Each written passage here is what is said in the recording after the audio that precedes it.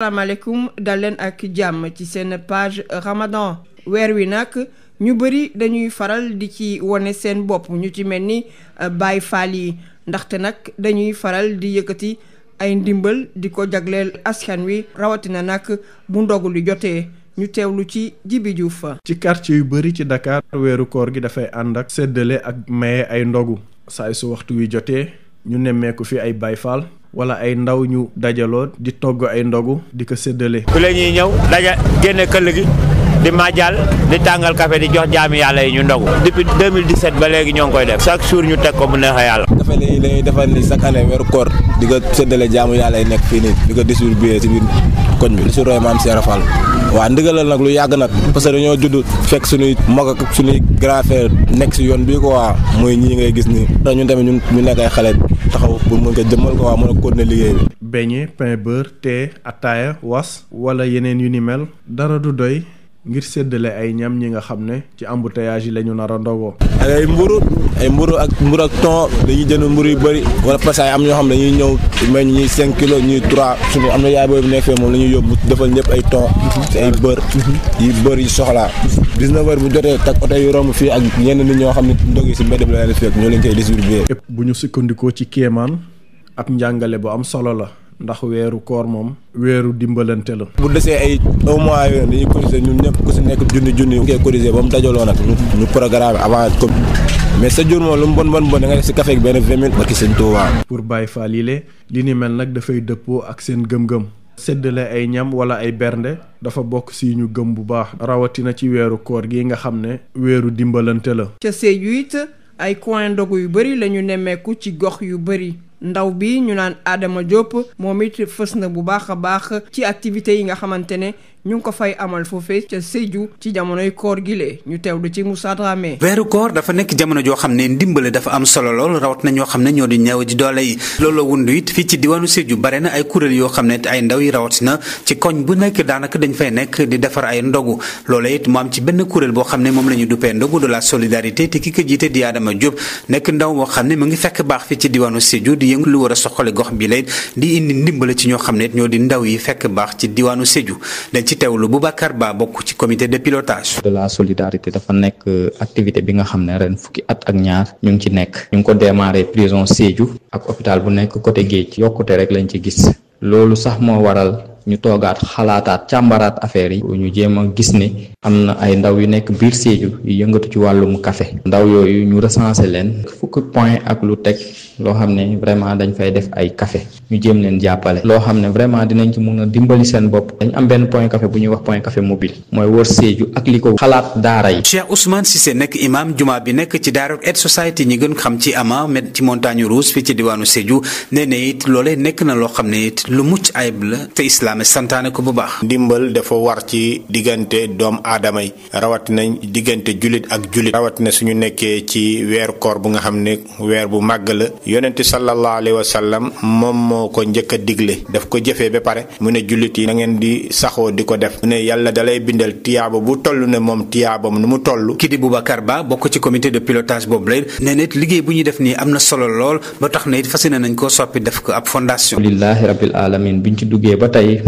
ak suñu principal bailleur bi nga xam ne tey nekk ci ginnaaw te mu nekk Adama Diop moo ciy def alalam ñun xëy na ñoo ciy def suñu xam-xam ak suñu doole donc ci kaw loolu lañ toog xalaataat ñu ne ñun lii de ñuy def nii parce que duñ jéem a xool nuñ ko formaliser ñu ngi jëm ci fondation weer koor rek lañ yem ñu ngi ci programme tabaski bi dañuy séddale ay xar ci ay appui ci gàmmu yi ak ziyaare. lu weesu ndimbal yi lay mu am solo lool ñu dal di koy amal saa su nekk am na it ñoo xam ne tamit ñu ngi fekk baax fi ci diwaanu Sédhiou di indi seen ndimbali ci néew ji doole yi ngir daal bonus maanaam yokkute boo xam ne nee ñu it moom moo am ci weer koor gi leen ñoom tamit ñu mën cee barkeellu ki ci doon jokkoo ak yéen ci Sédhiou Moussa Dramé pour Sud FM. ginnaaw yi le kàddu ñu dalal Adama Ndione ci Ramadan wu Tons. tey jii Tons daal di xëy rek dugg ci caaya pëlëm mu daal di yëg ne nag dëgg-dëgg jeex na tàkk. wow na sax ndax ci yaramam gisul lu dul ay yax yëf yi daal di koy bett lool. Tons laata ñuy dugg ci koor gi am yaram la defoon ba jéggi dayoo jamono ji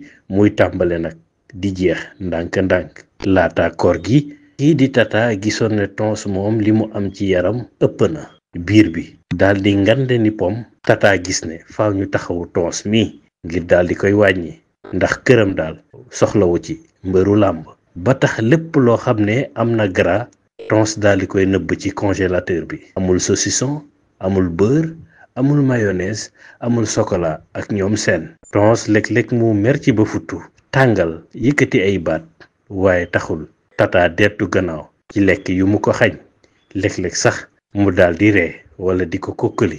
niki démb nag seen cousine ba bàyyi ko Fuuta daal di ñëw kër gi ak cere ndondi. Tata daal di teg nag ci kaw taabal bi ak soosu suppa kànja bi ànd ak yoxos ak yee ca aju. Tons daal di profité ci mbir mi daal di lekk ba biir bi fees. teewul cousinam ba jóge ca Fuuta daal di lal cere ndond bi Tons daal di ciy reyaat boppam. jékki naa fi la géewe daal di jot defuñu lu dul dégg ni ñëw leen kaay leen uppuma moo biir bi ma tiim ni biiru kan la. cousinam bu jege Fuuta daal di xoolanteeg Tata te ne ko te ñu ko defal lavement boog. mbokk yi fi nañoo yem ak yéen ci seen page Ramadan cant ak gërëm nu Ramadan, un élan de générosité et de foi. Fidèles à la tradition, les Baye Fall perpétuent encore cette année un geste profondément spirituel et altruiste durant ce mois sacré. Entre générosité et ferveur, ces initiatives rappellent la puissance de la foi et le sens du partage. Reportage d'Ibi Diouf. À Dakar, le mois de Ramadan rime avec partage grâce aux Baye Fall et certaines bonnes volontés. Chaque soir, ils se rassemblent pour préparer et distribuer du café Touba. di majal di tàngal café di jox jaami yàlla yi ñu ndogu. Depuis 2017 ba léegi ñoo ngi koy def. C'est un sacerdoce. Donner à manger à l'heure de la rupture nous fait plaisir. En tant que mouride et Baye Fall, c'est une obligation. C'est un mois béni pour beaucoup partager et aider les gens. Chaque jour ñu teg ko mu neexee yàlla. Beignets, pain beurre, thé, pain thon, was ou autre mets, rien n'est de trop pour offrir aux passants de quoi rompre le jeûne. À l'heure de la rupture, on distribue du café, du pain beurre, pain chocolat ou pain thon. Il y a aussi du was et du thé. On démarre les préparatifs à 15 heures. Et pour les charges, on ne lésine pas sur les moyens. À un mois du Ramadan, chaque membre de la Daïra cotise 5 000 ou 10 000 francs CFA. Et durant le Ramadan, chaque membre donne 1 000 francs ou 2 000 francs CFA par jour pour la préparation des ndogu. Pour Kéman, c'est un message fort, celui de la générosité et de la dévotion. Ces gestes de générosité illustrent un sacerdoce porté par la foi soufie. Pour ces Baye Fall, servir les autres est une façon de se rapprocher de Dieu. Un rappel profond des valeurs du Ramadan. Et puis à Sédhiou, le Ramadan rime avec solidarité. Plusieurs coins ndogu se forment dans les différents quartiers de la ville et à l'intérieur de la région. Cet engouement est boosté par le sponsoring de Adama Diop, un jeune du terroir engagé dans le développement. Écho du Ramadan dans la capitale du Pakao avec Moussa Dramé. L'élan de solidarité est assez large en ce mois béni de Ramadan Moubarak dans la région de Sédhiou. Le plus manifeste est sans doute porté par la structure dénommée Ndogu de la solidarité sous le sponsoring du Sir Adama Diop, un jeune du terroir engagé dans le développement local. Boubacar Ba est membre du comité de pilotage. Ndogu de la solidarité est une activité que nous déroulons depuis maintenant 12 ans. Nous avons démarré au niveau de la MAC de Sédhiou. C'est de là que nous avons pensé à travailler avec les jeunes aussi qui s'activent autour du café durant le mois de Ramadan. Au niveau des quartiers, nous sommes aujourd'hui à plus d'une vingtaine de points que nous appuyons. Au-delà de ces points café, nous avons un point café mobile et aussi essayer de toucher les daras comme Sobea Kunda, Jidda Khalifa, Oumoul Quran, entre autres. Cheikh Ousmane Sissé, imam de la mosquée de Direct Aid Society ex-Ama de Montagne Rouge à Sédhiou, trouve très noble ce geste du fidèle musulman à son prochain. L'islam nous a enseigné, si tu as quelque chose pendant le mois béni Ramadan, tu dois vraiment préparer des ruptures et tu amènes ça, donnes ça à quelqu'un, que ça soit par une espèce, par l'argent ou bien des repas, et tu donnes ça à un musulman. Le prophète en personne, il a exhorté aussi les fidèles musulmans. Ils n'ont qu'à imiter ça pendant le mois béni de Ramadan. Dieu va te donner beaucoup de bénédictions et que ça ne diminue rien par rapport à la bénédiction de celui que tu as donné. Appréciant l'évolution fulgurante de cette initiative d'Adama Diop, Boubacar Ba du comité de pilotage annonce une reconversion vers une fondation. Aujourd'hui, nous avons senti le besoin de formaliser nos actions. C'est pourquoi nous avons pensé à mettre sur place une fondation dénommée Cœur Solidaire qui œuvre dans le cadre social de l'entraide. Même durant la Tabaski, il y a des distributions de moutons auprès des populations qui en ont besoin. Les Ziara et les Gamou, nous déplaçons nos équipes, appuyer un peu l'organisation, demander auprès de vous des prières pour la réussite de nos actions. Au-delà de ces actions de solidarité d'envergure, d'autres bonnes volontés libèrent également leurs ressources en soutien aux nécessiteux et en quête du bonus de la baraka du mois béni de Ramadan Moubarak. Moussa Dramé Sidiou. Voici à présent le Ramadan de Tons avec Baba Diop. Bonjour. Ce matin, en entrant dans son Tchaïepel, Tons constata que ses bourrelets avaient fondu comme beurre au soleil. Se dessinaient sur le haut de son corps ses clavicules. Il n'en croyait pas à ses yeux.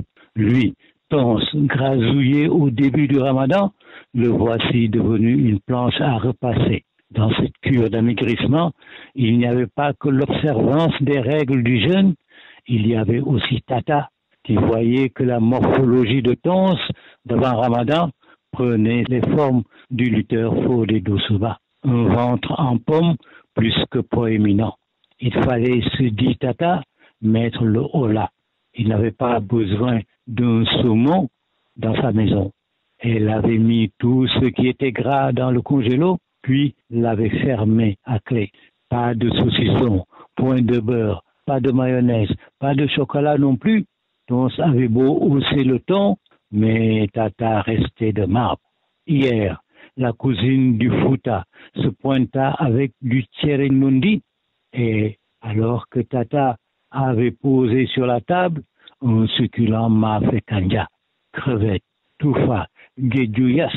Tons en avait mis plein la panse. Il ne lui manquait qu'un déversoir pour évacuer le trop-plein de son estomac. Quand la cousine du Fouta défit le morceau en tissu qui emballait le tcherenundi, Tons fut ému par l'appel du pays qui ne pouvait être remis au lendemain. Il s'empiffra de nouveau. À l'heure du nafila, on entendit appeler au secours « Koumayoup, bir bi ma tim biru kan la ?» Et la cousine du Fouta de conseil à Tata « Ah, ñu def ko lavement bokk ». La page Ramadan, c'est fini. Merci de l'avoir suivi.